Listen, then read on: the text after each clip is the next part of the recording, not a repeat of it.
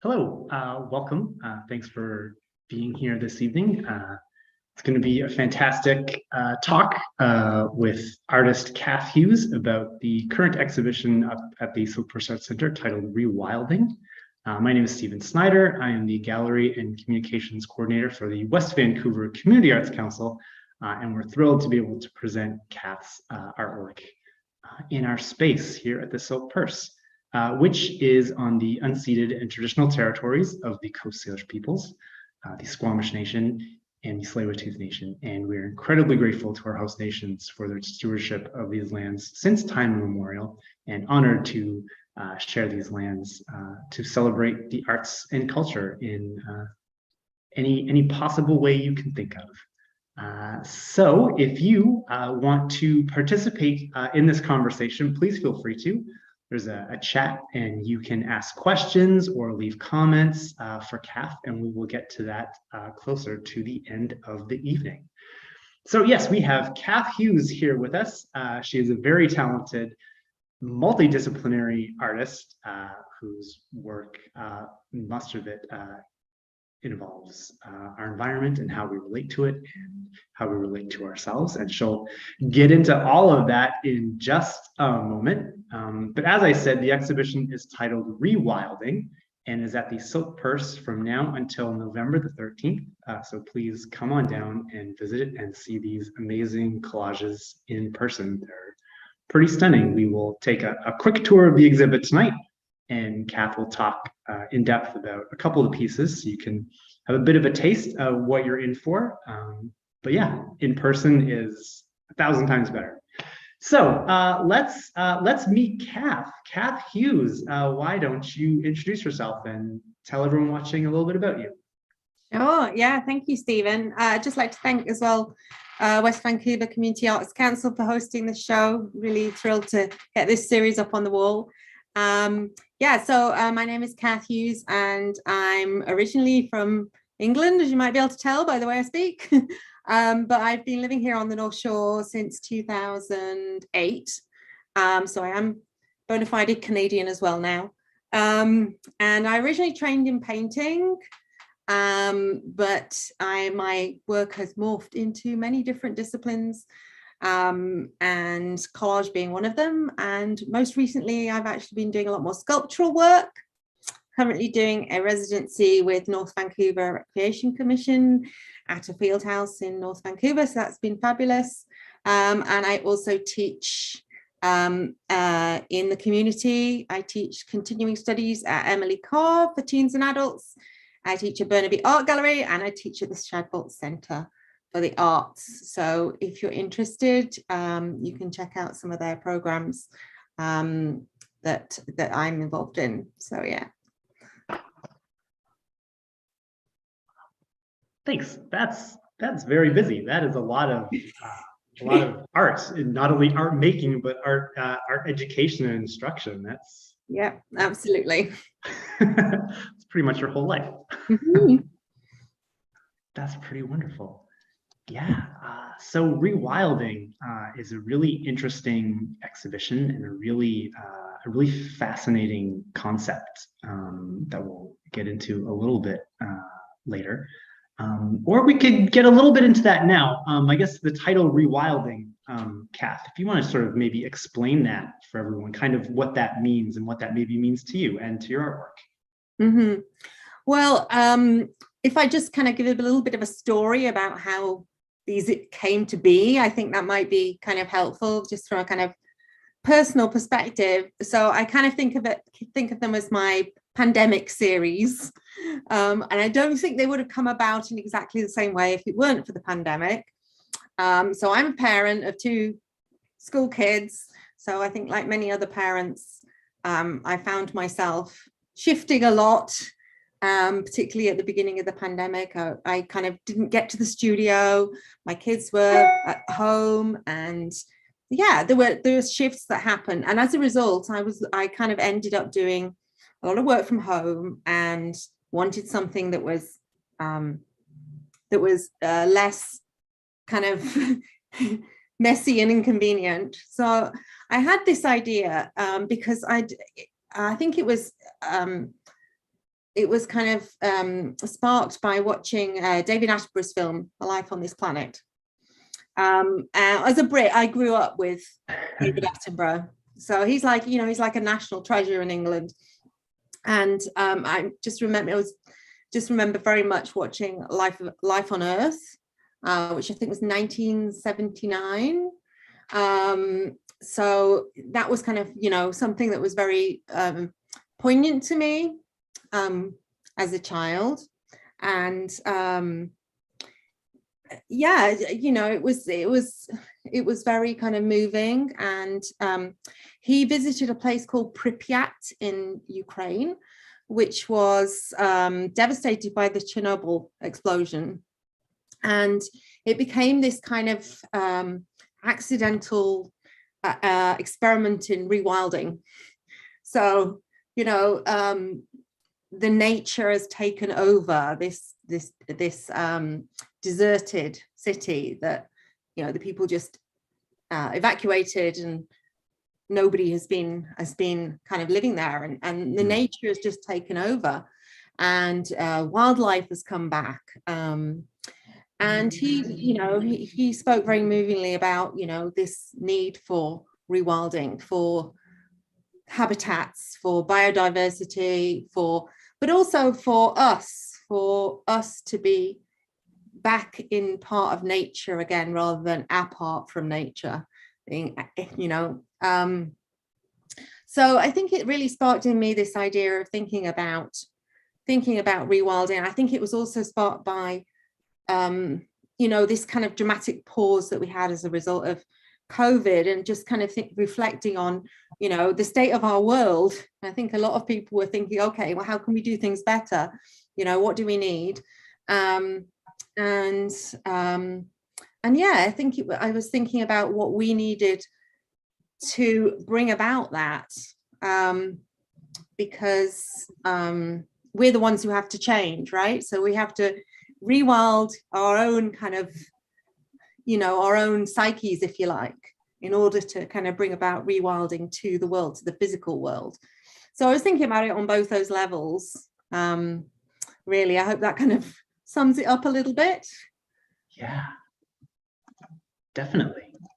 Yeah, no, it is a very, you can see that level of introspection and kind of thought that the pieces provoke in the exhibit, which we're going to take a little tour of right now, so you can all have a bit of a see at what Cath created during this time of introspection.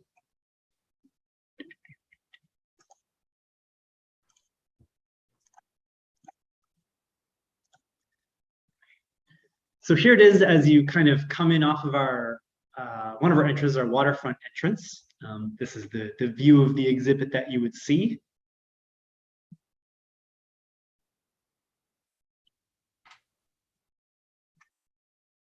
And there's about 11 of these collages on paper, and 6 of these great little biodomes, which are almost like 3D collages, which you can see right here.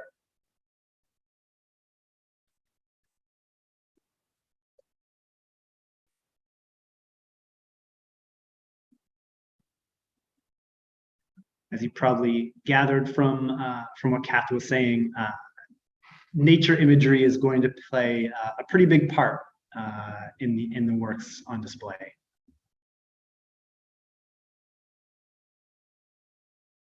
As well as color. Color is pretty important to this exhibition as well.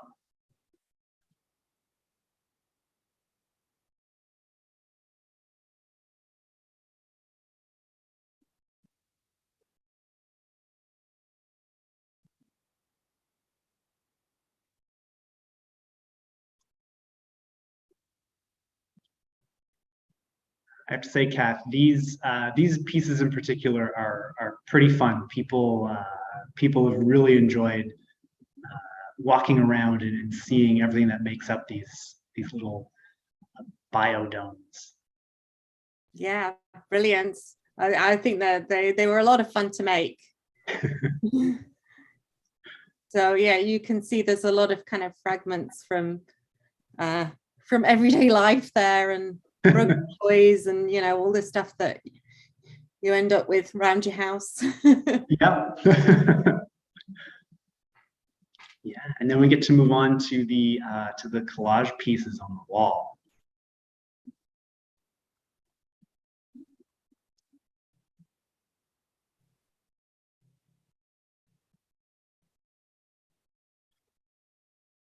You know, which are very striking in a number of ways in their design, the use of color, and just the scale too. They're an interesting size. They're not too large. They're not really small. But there's still a lot going on. There's a lot of layers. There's a lot of detail to sort of find within them.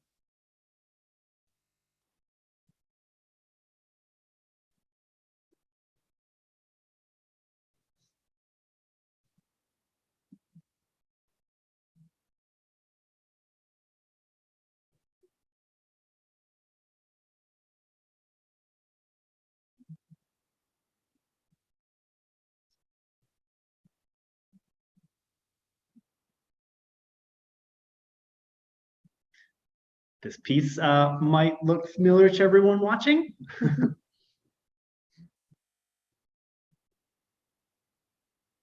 then get to move to the other side of the gallery to finish up with the final four pieces.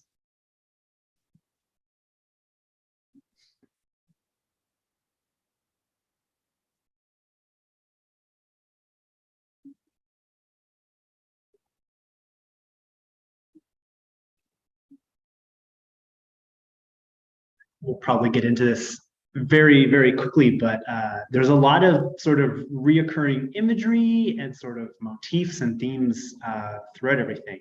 A lot of architecture, a lot of animals, a lot of sort of pieces from ancient civilizations, plant life. There's some planets and celestial bodies in there. So it's a pretty interesting exhibition where you can come in and you can look at all the pieces and try and find the elements that speak to all of the other pieces, right? All the sort of similarities within them. Yeah, and Stephen, like you said, there's definitely a sort of exploration into color as well. And this whole idea of our relationship to color, and just kind of reflecting on kind of how we relate to color.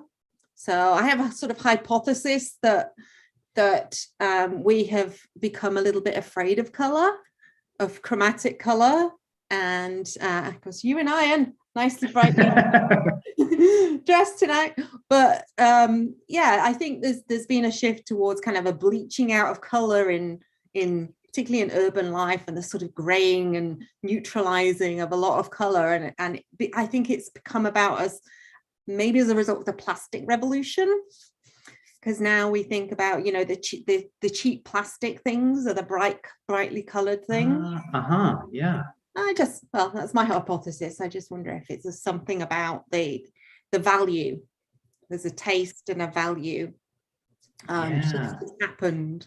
But I would like to reclaim chromatic color, because it, you know, it does feed, it can rewild us, you know, in many respects. I'm sure there's much research that's been done on the kind of impact of color on our well-being. So 100%. yeah. Mm-hmm. Yeah, no, that is very interesting. And I think we can probably get into that a little bit more with looking at your specific pieces, because there's some common elements regarding color and lack of color in all of them. So Cath has selected a couple of the pieces to discuss this evening. Is there anyone in particular you want to start off with? Why don't we start off with Vancouver Sunrise? Excellent.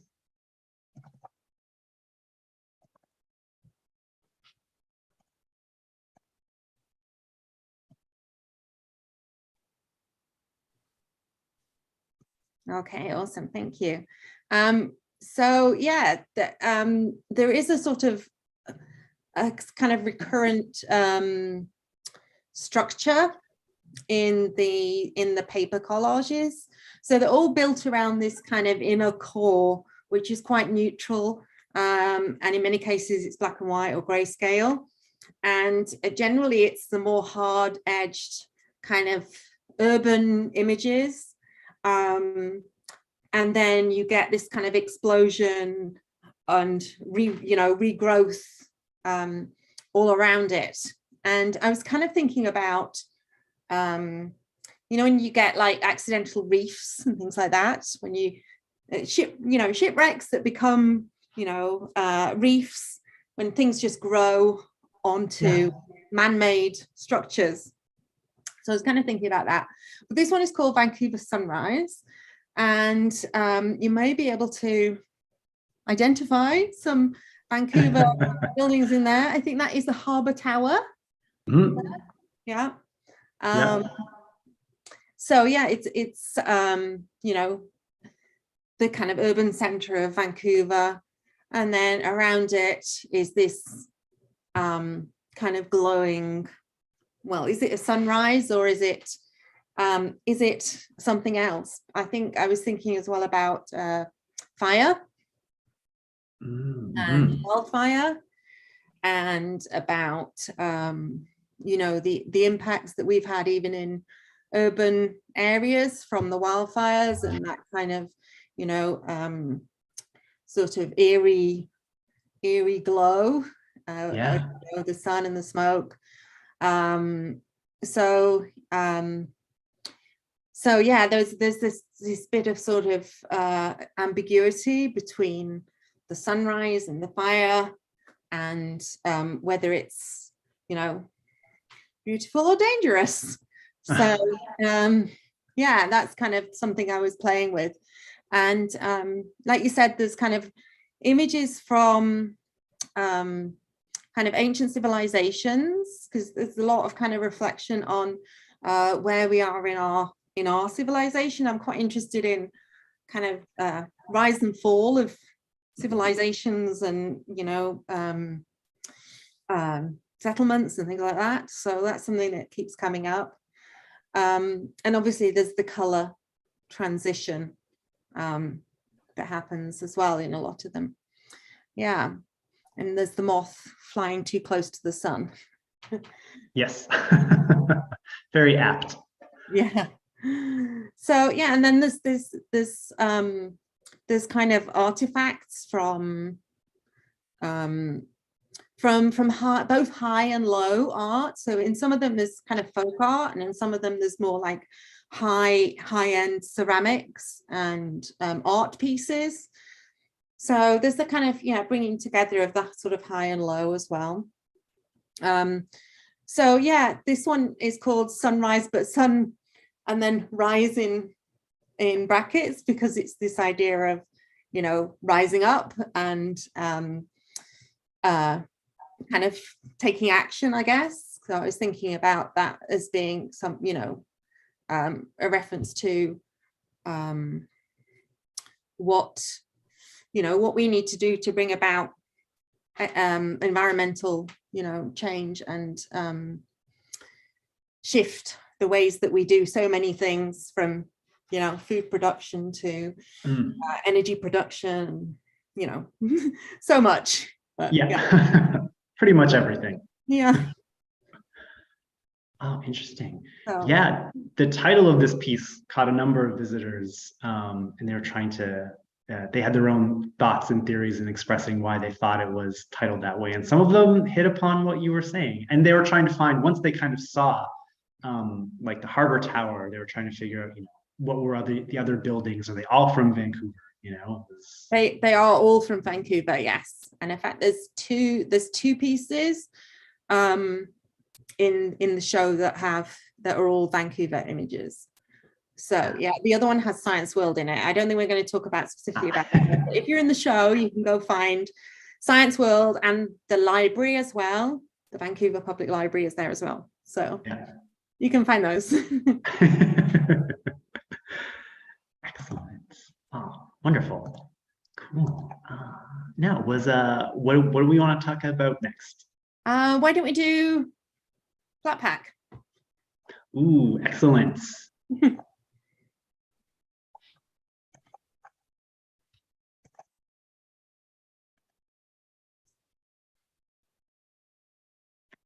Yeah, no, great piece. Yeah, so I can also mention that this piece is also in an online collage show right now, that's hosted by the Ed Gallery in Toronto, and it's a survey show of collage. So you can go online and see that. There's lots of wonderful collage pieces in there. So yeah, collage is a very vibrant and alive form of making. Yeah, so this one is called Flat Pack, which you can probably figure out why that is. But the central piece of this is made up of cuttings from IKEA instruction leaflets. So yeah, so I was thinking about, the ubiquity of IKEA and the fact that I moved across the world, but I still can buy the same shelves. And just that kind of sort of kind of lack of diversity, I guess in a lot of what we can access to put in our homes, and maybe there's a link there between that and biodiversity in the natural world. So there is this kind of blandness to it. And there are all these kind of linear images, and very kind of, everything's flat pack, so it's all rectangular. And then around it, this one is obviously very green, and there's lots of sort of rich green plant life and marine creatures and leaf bugs and hummingbirds. There's also a sleeping Cupid. So there are quite a few kind of references to mythology and kind of ancient Roman, ancient Greek mythology, and traditional artifacts. Because I think I was thinking about, okay, it's nature and there's culture, and culture can help us to live a richer life as well. So it was kind of like that richness coming in, and yeah, there's quite a lot of little kind of planet images as well. So yeah, just to say that actually I was thinking about our relationship to kind of the world beyond ours and space travel, and the future, really, because I mean when I was a kid, I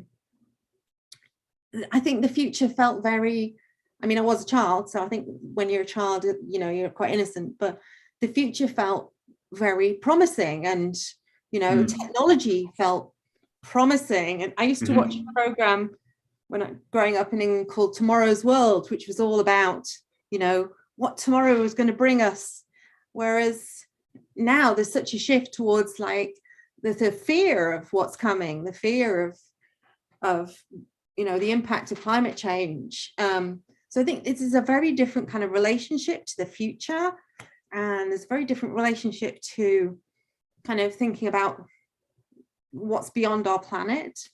I feel like space travel was kind of very exciting, and it was still kind of like the final frontier. Yeah. I wasn't a Star Trek fan, but I think there was that kind of romanticism, about space and about just where we were going as a population, as a humanity, whereas I think it's very different now. So I was kind of reflecting on that and thinking about what people need to have hope, really. Really to kind of, I mean, my intention with the pieces is really to kind of try to foster hope, because I think, you need hope, you need belief that change is possible in order to create it. Yeah. So yeah, there was a book I read recently. It's called Hope Matters by Ellen Kelsey. And it really kind of resonated with me about what the focus that we need psychologically to bring about positive change. Because if we live in this world of kind of eco-anxiety and doom-laden kind of narrative, then that actually paralyzes people, and so they can't actually bring about the change that's needed. So yeah, I hope that the pieces kind of can kind of foster hope for what is possible. Yeah, that's very interesting, that idea of using artwork, to try and inspire, because we always say, artwork, this piece inspired me to do this, or this piece, was a big inspiration for such and such a thing. But to actively just have the mission to just to inspire, almost for the sake of inspiring, right? To give people hope, which is kind of like the basic thing, right? You're not trying to solve all of the problems. You're trying to point the way towards what's possible. I think art is incredibly significant and key in being able to do that, and being able to affect people, and people who maybe wouldn't turn to art for that. I know some of us who are involved in the arts and who love it, that's kind of where we go. We go to certain songs or certain movies, or we go to a gallery or something. But then it's the people who maybe just kind of wander in just to see what's happening. They're the ones that can maybe be hit the hardest by art. Mm-hmm. Yeah, I mean, I think art is a great vehicle for communicating kind of, heart and soul, and, that kind of more rich, it's not just it's not the cold hard facts. I mean, you can, you can see things in papers and everything, but, we need a kind of rich response to kind of what's going on in the world. And I think artists are well placed to explore that. Definitely. Yeah. And I think we learned, as you mentioned, you created this series over the pandemic when we were all locked down. I think during that time period, we kind of realized how much we need the arts, how many people started paying for online performances, or checking out online galleries and that kind of thing, because they couldn't go and experience the arts, and realizing that they needed that in their lives. So I think you're dead on. The arts are vital for our psyches, which then help us be better members of our community, which then inspires change in the greater world around us. I'm all for art being a bit humorous as well. So I actually I find this a little bit humorous, the IKEA. Totally. So I'm good with that. I think I like to be playful, and yeah. There's a lot of play in this exhibition. It is definitely something that lifts your spirits. Underneath there's very serious themes happening, but it always kind of, and it's only been open for 3 days, but still people are leaving with smiles on their face. That's good to know. Okay. What do you want to share next? What about planned obsolescence? Excellent. That one I definitely think is quite funny. I have a funny story about it as well. Awesome.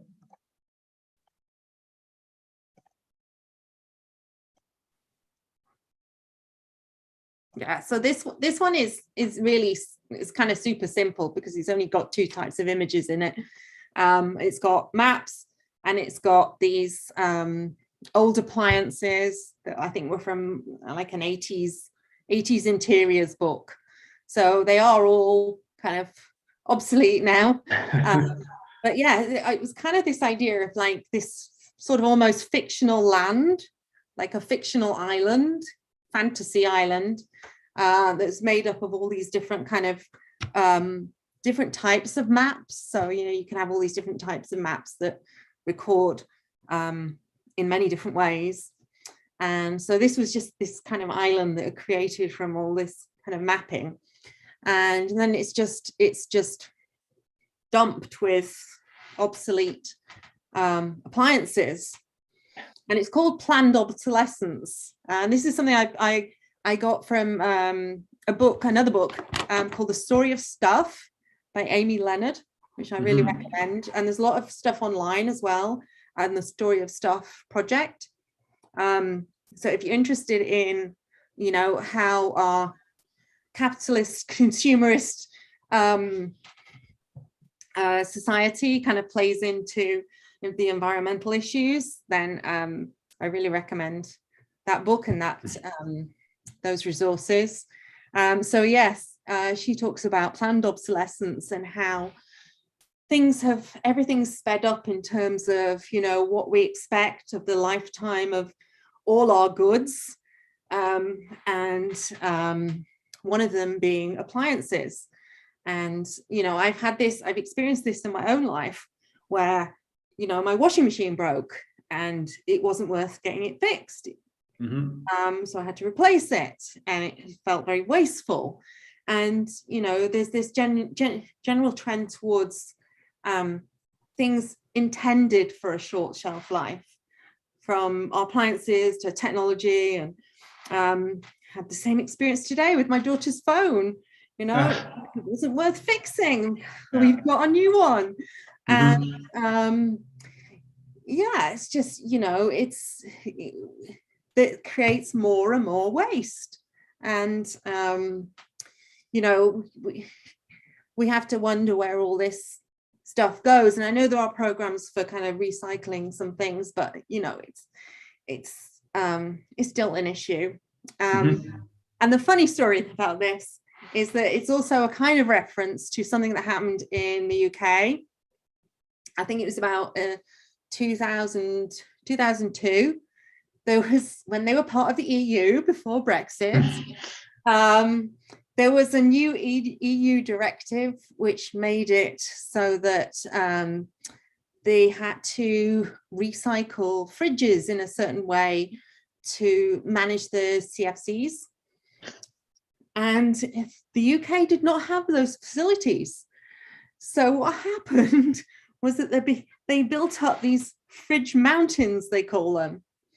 These things lasted for years before they managed to clear them, when they kind of eventually developed the facilities. But, you know, we had these fridge mountains, they were in the papers, just tons and tons of literally mountains of appliances. So I guess I was thinking about that kind of visually as well. And yeah, just thinking about our, you know, our relationship with the things that we have around us, and how, you know, their life is so short these days, and all the resources that are needed for making them, and then dealing with them when you discard them. And just the sort of the value of that. So it was this island, it's a dumping island, basically.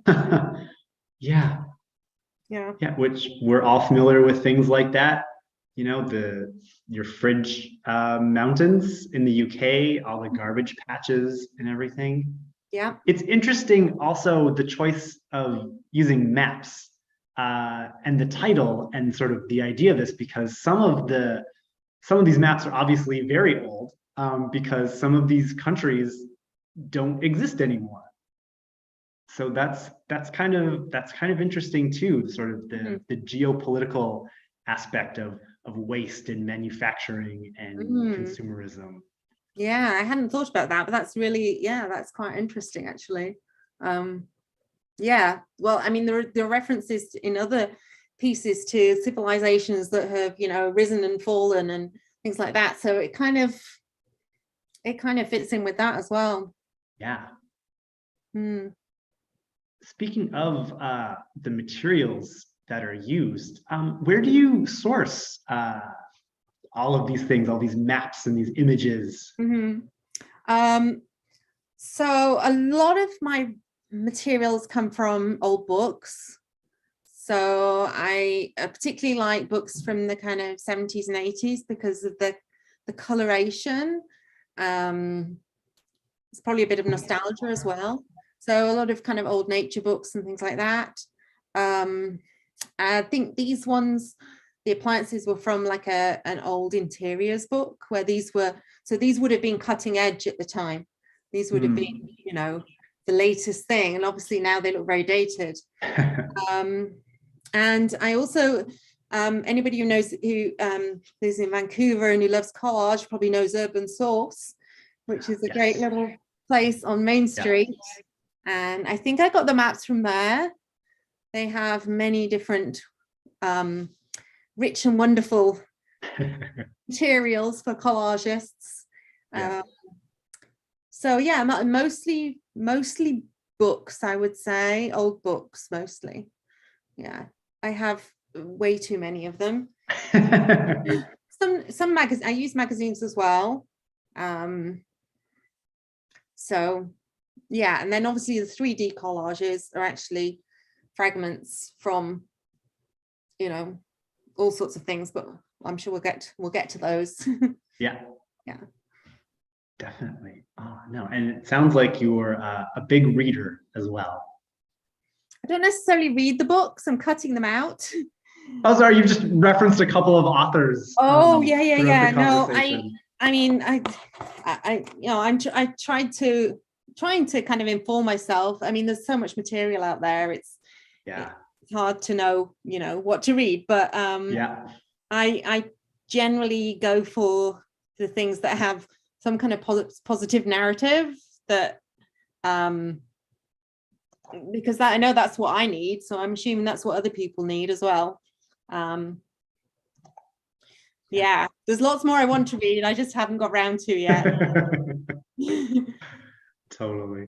Yeah, in fact, one on my reading list is Jane Goodall's book. It's called Hope.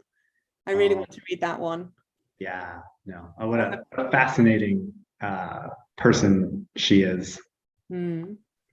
So yeah, there's just endless material that you can read. Yep. Or transform into artwork. So then I guess heart would be the next sort of collage piece. Yeah. Let's look at heart. Or at least 2D collage. Yeah. So this one is a bit different in that it's not got the sort of black and white, but it has got this kind of neutral, sort of neutral sandy kind of center, and they're all fossilized in the middle.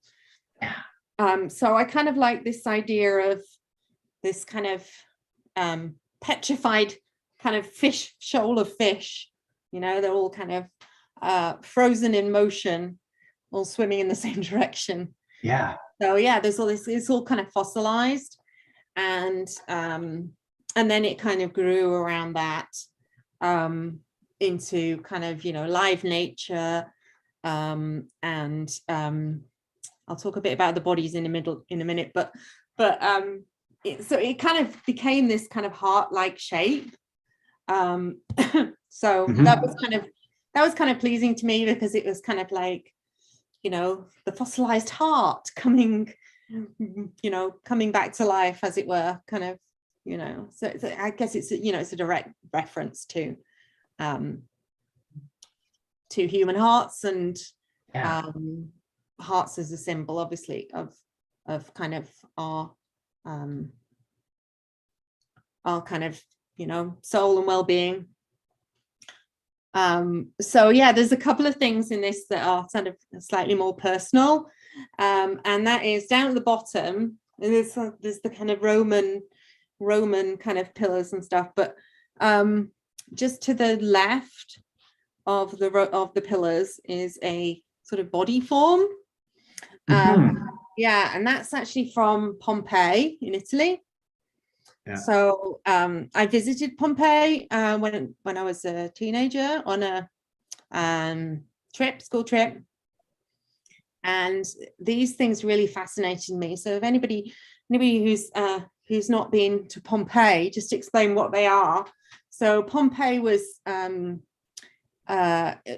a place near Naples and Vesuvius, which was an active volcano, and there was a massive volcanic explosion which rained ash down on Pompeii, and it was literally kind of nobody could get out. Everybody was kind of, caught wherever they were, and a lot of people were in bed.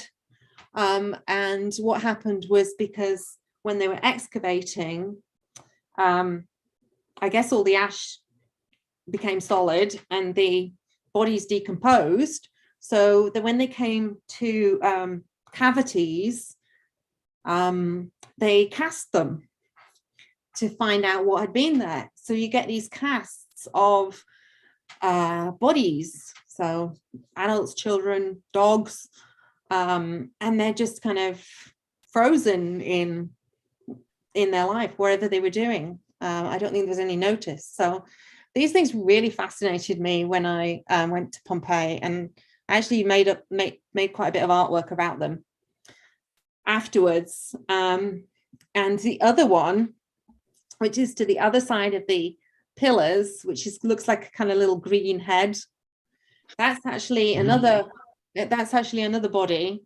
It was called the Lindo Man, and he was a preserved peat body from England, who was from near where I was from, in northwest England.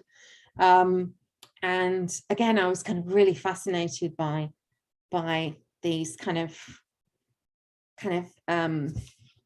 people from the past who yet seemed kind of quite present and very preserved. So there was a kind of strange fascination for me.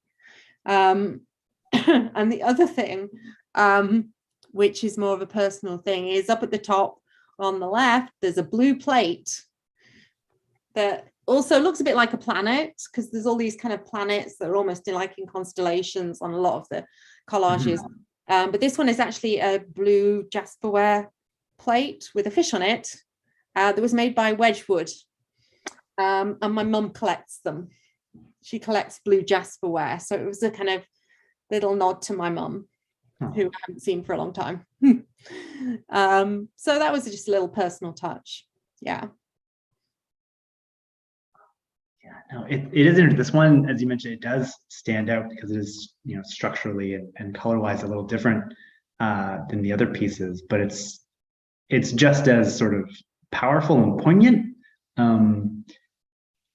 And I love the personal touches. I thought that plate was a bingo chip, actually, or like a gambling token. Oh, okay. But that's no. I'm not as familiar with Wedgwood. No, well, Wedge was kind of from the same part of the world that I'm from, and my mom has a lot of it. So it was kind of a reference to that, but it also has a fish on it, so it was kind of thematic as well. Yeah. And this you've mentioned a number of times this idea of ancient civilizations and cultures that have risen and fallen for whatever reasons.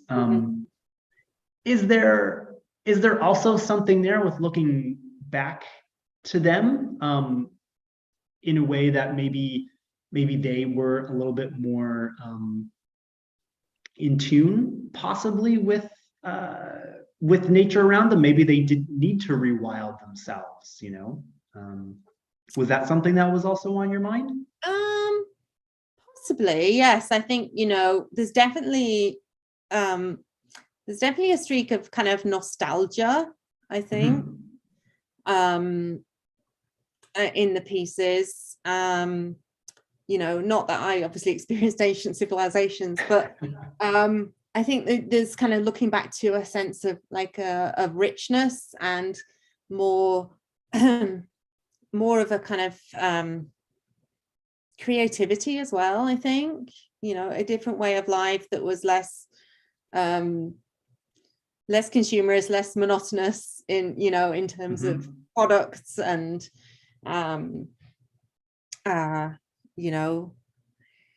things that we engage with in the world, if that makes sense. Yeah. And I think there's also probably a kind of longing for history, because it's hard to find it in Canada.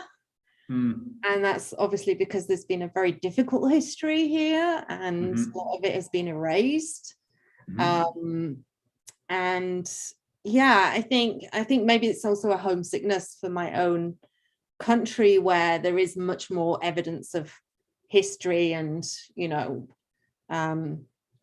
history and culture and the story of the land we were on, whereas I think it's much harder to access here, obviously, for well-known reasons. So interesting. Yeah, and that idea of rewilding ourselves, as you mentioned, kind of creatively, is pretty interesting, and important, because I think, as you mentioned, we can't move forward without being kind of fulfilled ourselves. Yeah. So now we're going to have a little look at these biodomes, these great colorful, like 3D collages. I wasn't quite sure what to call these. Yeah. Biodomes. I thought that was kind of, because they're kind of like a little microcosm of the world in a way. Yeah. Yeah. I just pulled up 3 here, and then I have another one where he took a couple of different angles. Okay. From the blue one. So yeah, you can tell obviously there's a very distinct color theme. So if I just talk about what they actually are and how they're built, that might be maybe interesting. They were kind of informed by Victorian display domes. So I know there's one at Credarick Castle in Victoria, for anyone who's been there. So the Victorians love to put nature under glass. Something's always fascinated me, and I'm really fascinated by museums generally. I actually did a master's in museum and gallery education, so I spent quite a lot of time in museums, and the whole kind of methods of display was also really interesting to me. So that was kind of what informed them. And then, so the inside bit is made from, they have like a black base, and that's made from kind of recycled floral foam, which is, I believe, made from plastic bottles. And then it's kind of covered in cardboard box card. And then that is painted black with encaustic paint, which is a kind of paint which is pigment and beeswax and a damas resin. So it's actually a very traditional kind of paint. It's been used in ancient times. But they kind of resemble these like little kind of burnt, charred pyres to me. Yeah. So, they are very much about that kind of aftermath from fires, and they look like maybe little structures as well. So, and then out of this comes all these weird and wonderful things that are all color themed, and they include fragments of kind of plastic things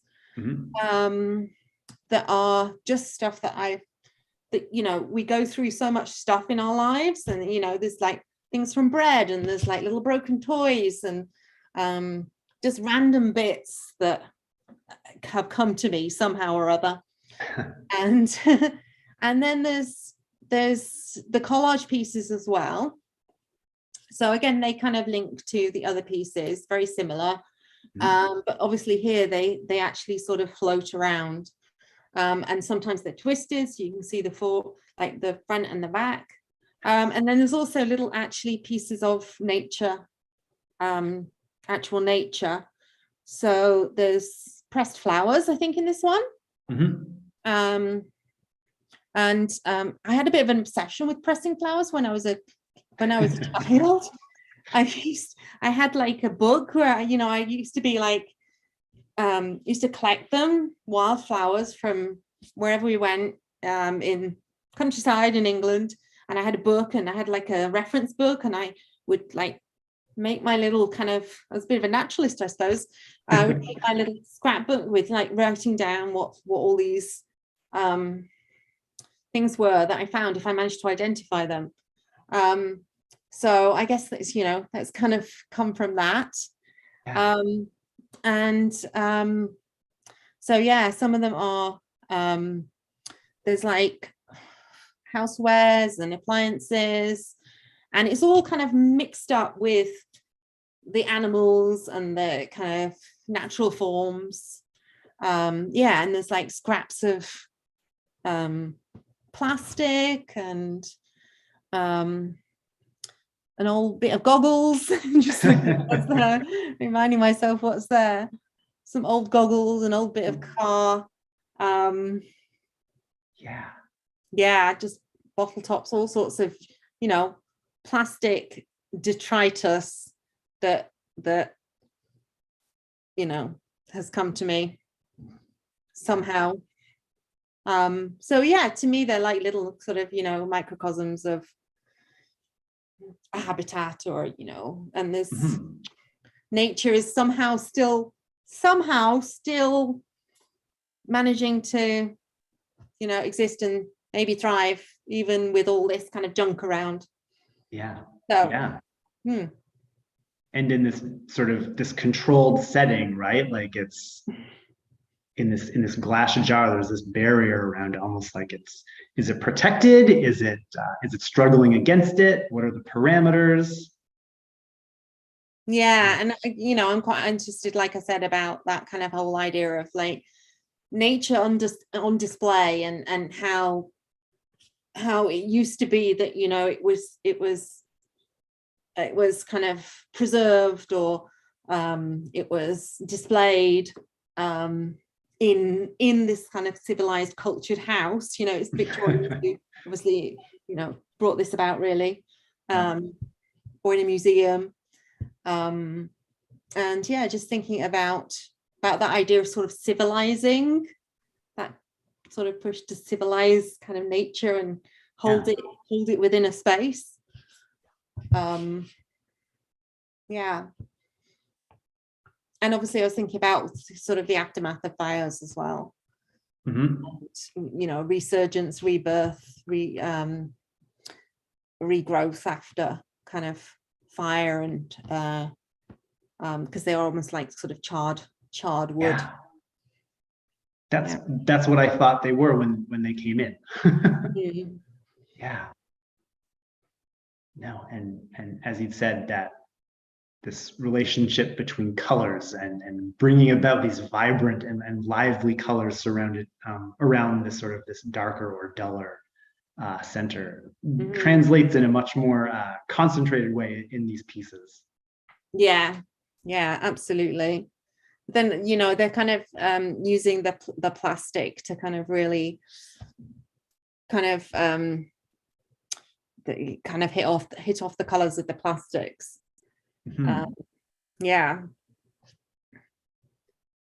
Interesting, because earlier you had mentioned how this idea of getting away from color, because we're thinking like the cheap plastics, like some of the pieces, some of the bits and bobs in these pieces, right? But then trying to elevate color again and get back into a more lively, a more vibrant color is really interesting how it's offset, with the images of the beautiful monarch butterflies, or these purple flowers against these swim goggles. It really shows that relationship there between color and how we can use it and how we relate to it in different ways psychologically. Yeah.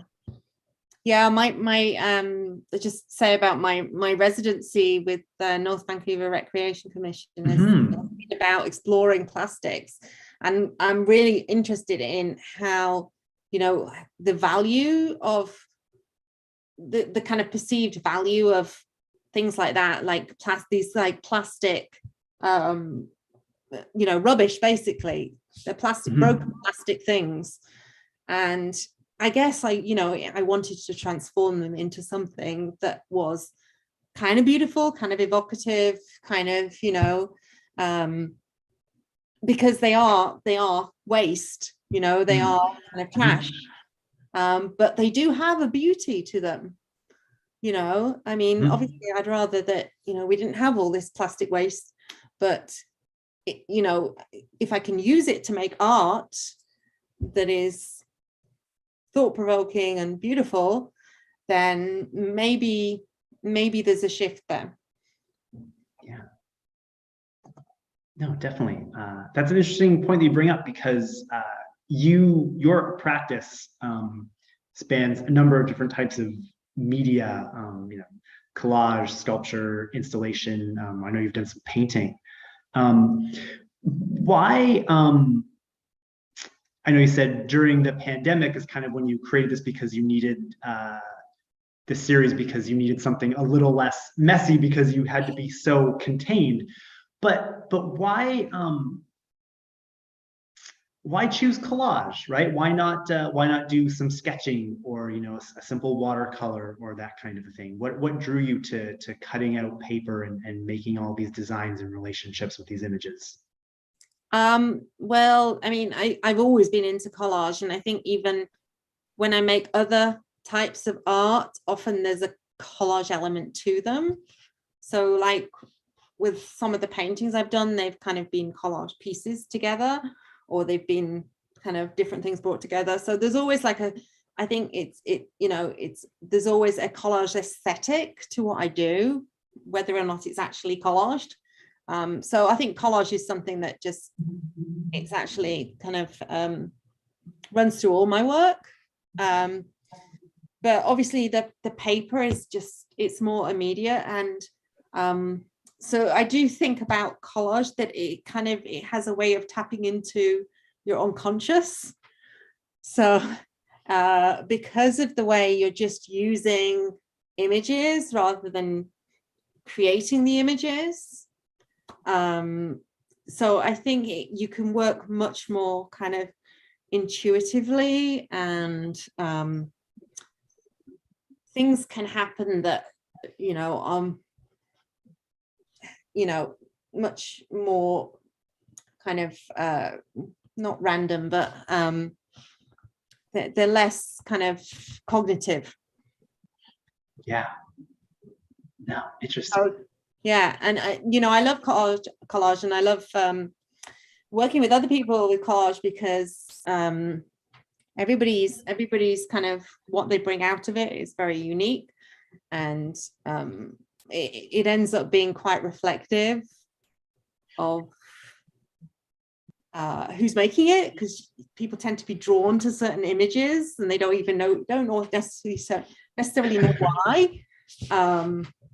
But yeah, and it's totally democratic process as well, because most people can use scissors and a glue stick. Yeah. Although I use spray glue. We were just talking about this before. I actually use spray glue, which is why they are nice and smooth. I don't use any sticky glue. Yeah.